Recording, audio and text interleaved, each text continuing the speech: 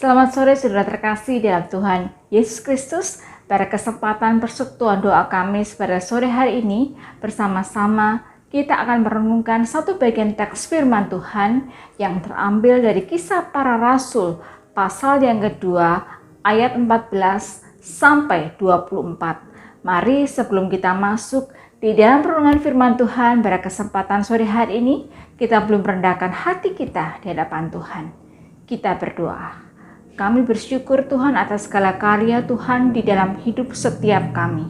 Terima kasih untuk anugerah keselamatan yang boleh kami terima di dalam hidup kami masing-masing. Beri kami keberanian, beri kami kesanggupan untuk kami boleh mewartakan karya keselamatan bagi orang-orang yang kami kasihi. Kami mau menyerahkan perenungan firman Tuhan pada kesempatan sore hari ini ke dalam tangan-Mu. Di dalam nama Tuhan Yesus Kristus kami sudah berdoa. Amin. Saudara terkasih dalam Tuhan Yesus Kristus, kita bersama-sama akan membaca satu bagian teks firman Tuhan yang terambil dari Kisah Para Rasul 2 ayat 14 sampai 24. Firman Tuhan berbunyi demikian.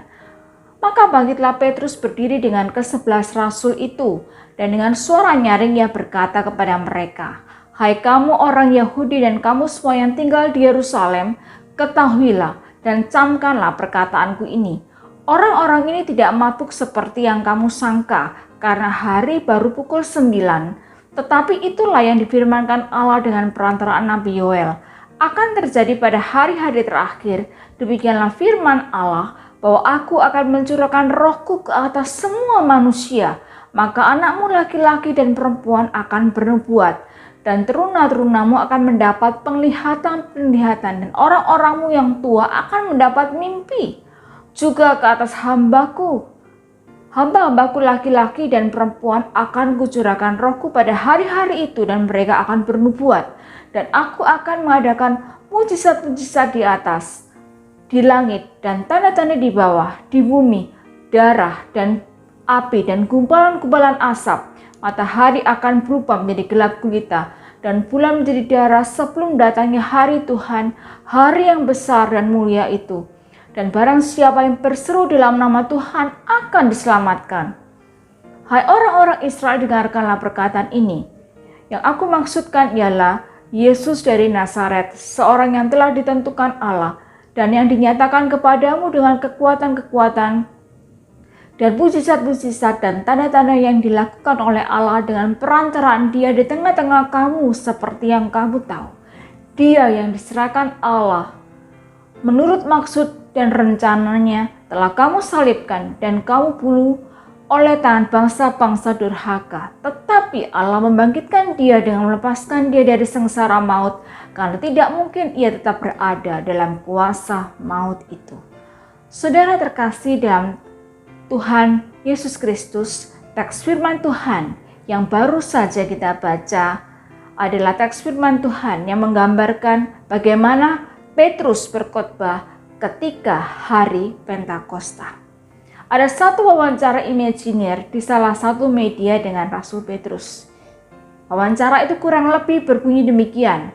"Wah, Pak Petrus, saya hampir tidak percaya kemarin menyaksikan Anda begitu luar biasa berkhotbah. Benar-benar menakjubkan. Anda takjub? Kalau saya sih bingung." "Oh, mengapa Anda bingung? Apakah Anda sudah melakukan kesalahan?" "Tidak, bukan itu maksud saya.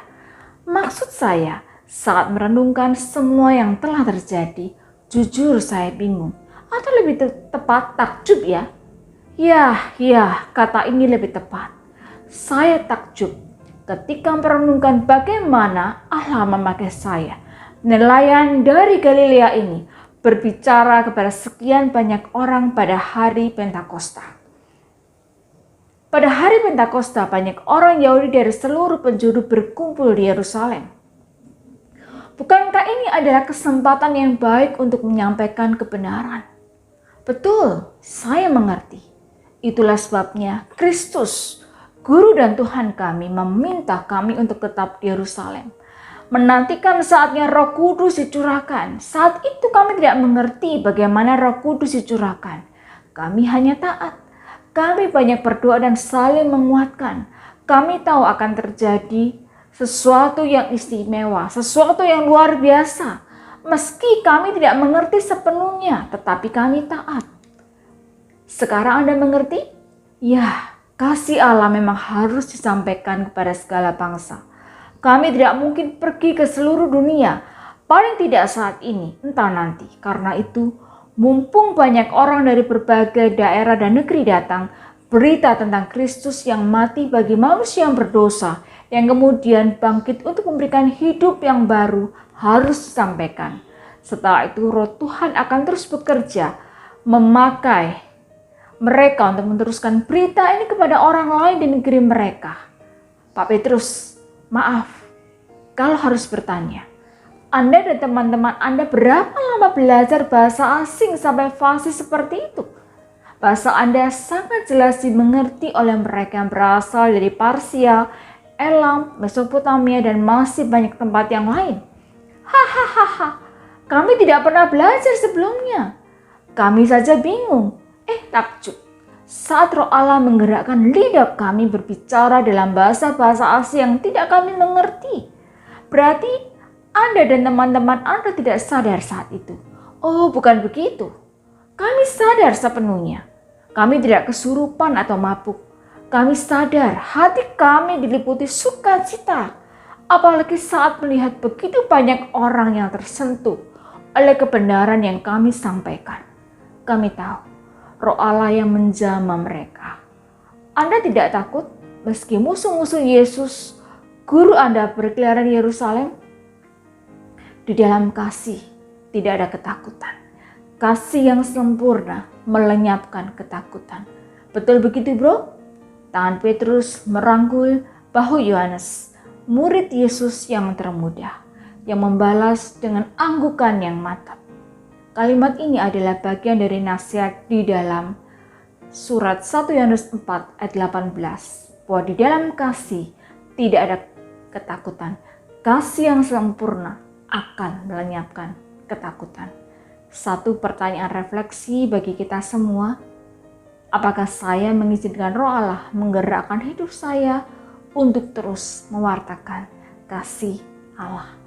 Bila renungan singkat pada kesempatan sore hari ini sungguh menguatkan kita, menggugah kita untuk kita boleh membagikan dan mewartakan kasih Tuhan kepada semua orang.